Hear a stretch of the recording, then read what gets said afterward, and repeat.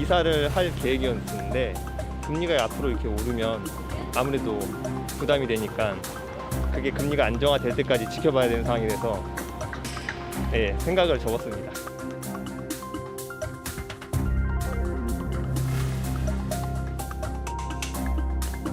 금리 인상은 물가 상승을 억제하기 위한 불가피한 조치이지만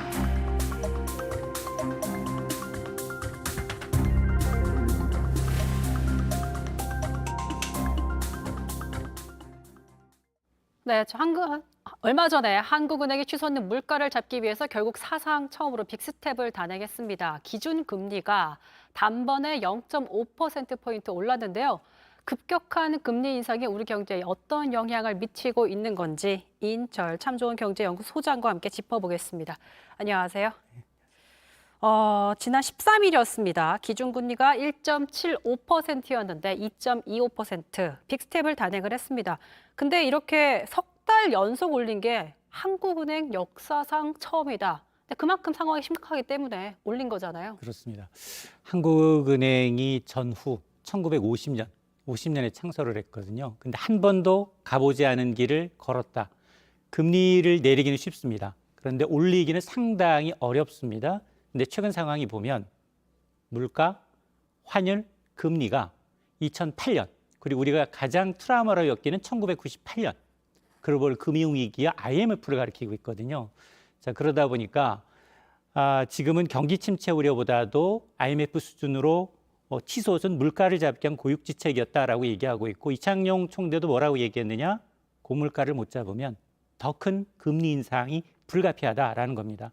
여기다 미국을 봤더니 우리는 지난해 8월부터 아장아장 베이비 스텝으로 천천히 금리를 올려왔는데 미국은 2단계 내진 3계단씩 한꺼번에 이제 금리를 올리다 보니까 우리가 지금 쫓기는 입장이 됐거든요. 네. 그래서 선제적이 아니라 사실은 등 떠밀려서 금리를 인상할 수밖에 없었다라고 봅니다.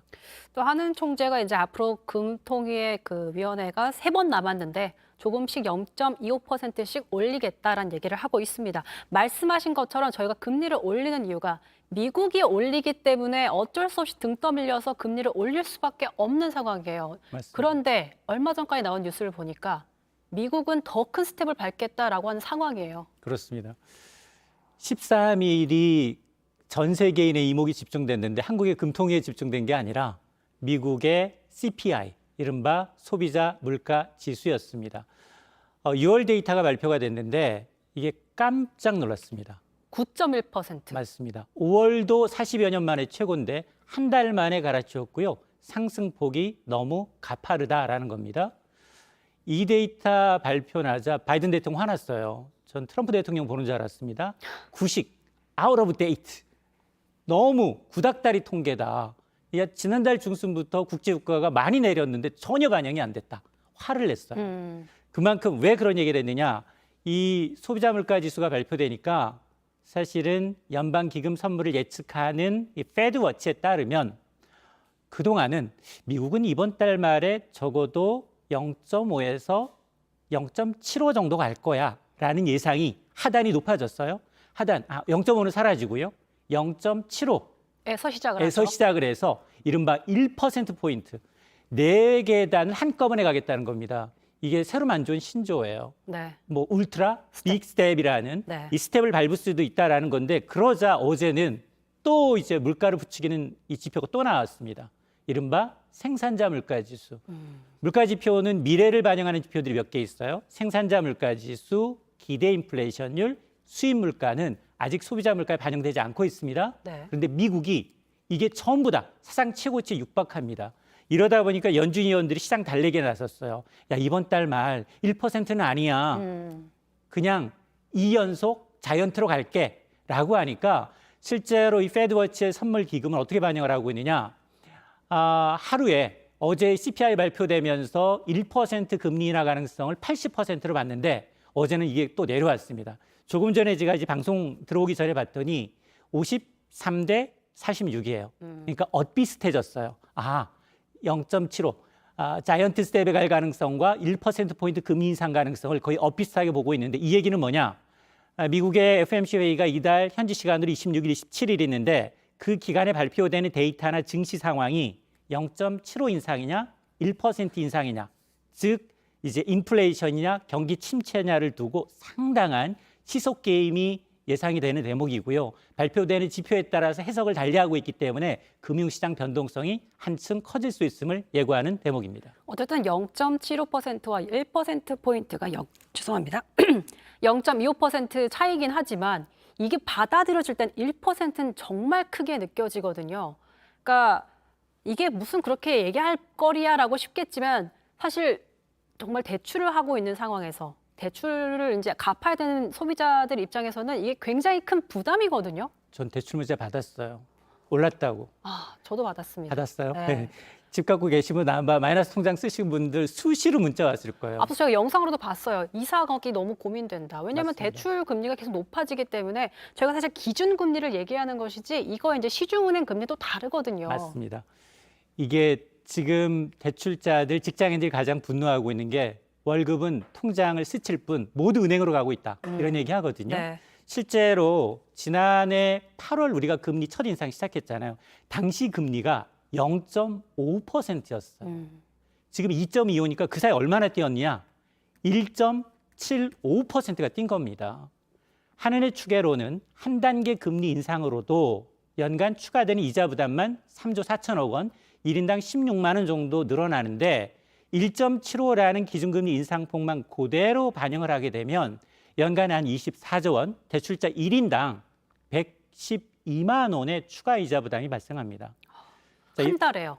한 달이 아니고 연간. 연간. 예, 연간입니다. 그래서 이게 당장 이제 영끌 빚에 샀던 2030 세대들, 그리고 지난 2년 동안 코로나19 때문에 정상적인 영업을 못했던 우리 영세 소상공인들, 그리고 이제 빚을 내서 빚을 물었던 분들, 세 곳 이상의 금융기관에서 다중채무졌던 분들, 이런 분들은 정말 대출 문자 받기가 굉장히 겁이 나는 상황입니다. 근데 저희가 사실 이런 얘기를 계속해서 뉴스에서도 하고 저희가 하고 있는 이유가 뭐냐면 전 세계적인 추세이기 때문에 저희가 불가피하게 금리를 올릴 수밖에 없습니다. 앞서 윤석열 대통령도 언급을 했지만 불가피한, 피할 수 없는 상황입니다. 왜냐하면 미국 경제도 금리를 올리고 거기 따라가야 되는 한국의 입장도 있기 때문에 계속해서 금리가 올라가고 있는 상황인데 이 금리가 올라가는 이유는 결과적으로는 더 큰 재앙, 물가가 계속해서 올라가면 더 큰 재앙이 올 수밖에 없기 때문에 그걸 어쨌든 지금 좀 참고 막고자 하기 위해서 금리를 올리는 거잖아요. 맞습니다. 지금 이런 얘기예요. 제가 이제 미국이 기침하면 한국을 포함한 전 세계가 감기에 걸리고요. 미국이 감기에 걸리면 한국을 포함한 전 세계는 눕습니다. 몸살을 앓게 되는데 지금 미국이 지난 2008년 글로벌 금융위기, 미국의 서브프라임으로 촉발됐잖아요. 네. 거기 한 5조 달러를 풀었어요. 그 푼 달러를 다 회수하기 전에 코로나 팬데믹이 터진 겁니다. 여기다 4조 달러를 더 풀었어요. 그랬더니 9조 달러라는 우리는 언카운터블이라고 얘기합니다. 경이 넘어가는 돈을 푼 겁니다. 절반 이상이 신흥국에 가 있어요. 우리나라에도 들어와 있고요. 자, 이런 것들이 미국이 갑작스럽게 그 긴축을 통해서 달러를 회수하면서 나타나는 부작용이거든요. 여기에다가 푸틴이 불을 붙입니다. 푸틴이 이 전쟁을 벌임으로 해서 트리거가 된 거예요. 그러다 보니까 정작 미국은 일대 산유국이에요. 미국의 셰일가스량이 제일 많습니다. 근데 말 안 들어요. 셰일가스 업체들한테 바이든 대통령이 야, 지금 국제유가 너무 이제 많이 나가서 미국의 기름값이 갤런당 5달러를 돌파했으니 빨리 증산해. 그랬더니 아니 왜 공약할 때는 이제 이 신재생 에너지로 전환한다 그러면서 그렇게 못 살게 굴더니 지금이야 도와달라고 못해라고 하면서 지금 거절하고 있는 상황이거든요. 지금 또 사우디를 방문하고 있는 미국 대통령, 바이든 대통령이 좀 협상을 하고 있는데 이게 잘 될지도 사실 잘 모르겠어요. 추가 증산을 할지도 좀 미지수라서. 그동안 사우디 왕자를 너무 건드렸어요. 이제 카시쿠지 암살 배우로 빌살만 왕세자를 배후에 있다. 끝까지 내가 이제 응징하겠다라고 얘기했는데 입장이 바뀐 거예요. 그러니까 이제 와서 도와달라고 하면 사실 도와줄 맞습니다. 여력이 많이 푸틴이 없겠죠. 러시아에서 가스관 장군이 유럽이 난리가 났죠. 독일은 31년 만에 수출 강국이 무역 적자 났습니다. 여기에다가 이제 미국의 경우에는 지지율이 굉장히 낮아졌어요. 지금 중간 선거가 아니라 대통령 선거가 나오면 트럼프 대통령이 될 가능성이 높습니다. 이러다 보니 지금 안보가 뭐가 중요해. 다시 사우디로 날아가서 지금 협상을 하고 있는데 들리는 소식은 사우디 왕자가 만만치가 않은 것 같아요. 네. 지금 좋지 그렇습니다. 않더라고요. 자, 저희가 앞서 영상을 봤었지만 이제 소상공인 서민 대출하신 분들께서는 빚 부담을 이제 굉장히 떠안고 계신데 이걸 줄여주기 위해서 좀 지원 대책을 경제 대책을 정부에서 마련했는데 여기에 대해서 좀 열심히 빚 갚은 사람을 역차별하는 거 아니냐 이런 지적도 나오는데 어떻게 보세요? 일단은 그 부분에 대해서 야 그러면 so what? 어떻게 할 건데 이 상황에서 할 수 있는 거 모두 다 해야 되거든요. 그쵸. 이게 만약 방치하게 되면 윤 대통령이 어제 뭐라고 얘기했느냐? 정부가 선제적으로 지원하지 않으면 궁극적으로 우리 사회가 가야 할 사회적 비용이 너무 커진다. 실제로 이제 극단적인 선택을 하는 경우가 뉴스에 나오고 있습니다. 뭐 코인에 투자했다가 아니면 이제 수입이 끊겼기 때문에 그런 사실이 나타나서 이제 선제적 대응이 필요하다라는 건데 크게 어제 이제 두 번째 비상경제 민생회의에서 이 핵심의 골자는 뭐냐? 자영업자들, 청년들 그리고 이제 주택 갈아타시려는 분들, 이자 부담 있는 분들한테 총 125조 원 플러스 알파의 금융지원 방안이에요. 소상공인의 경우에는 원금을 일부 탕감해 주기도 하고요. 저리로 갈아탈 수 있게 도와주고 네. 또 청년층의 경우에는 지금 그동안 연체 직전인 분들 이자의 절반 가까이 좀 깎아주겠다는 겁니다. 이 부분이 문제가 될 소진이 있습니다. 왜냐? 아니 성실하게 빚 갚은 사람은 바보가 되는 거 아니야? 역차별 논란 충분히 있을 수 있거든요. 그리고 이게 청년층의 투자 실패를 세금으로 때우는 게 말이 되느냐?